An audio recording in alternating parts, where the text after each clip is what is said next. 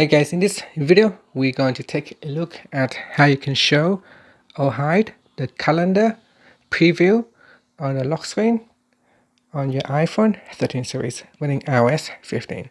So first let's go back to the home screen and then tap on the settings icon, and in settings you want to go down and tap on notifications.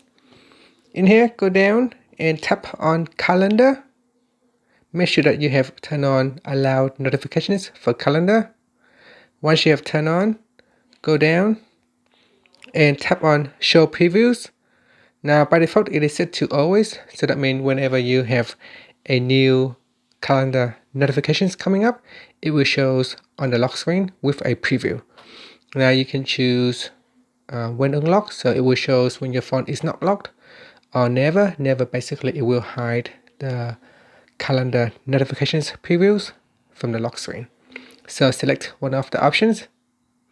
Now again, this is by default. It will always shows the calendar event preview, and after that you can tap on the back key to go back to the calendar setting. Now up here, make sure that you turn on lock screen, otherwise you may not able to see the alerts on the lock screen. And that's it. Finally, you can swipe up to go back to the home screen. Thank you for watching this video. Please subscribe to my channel for more videos.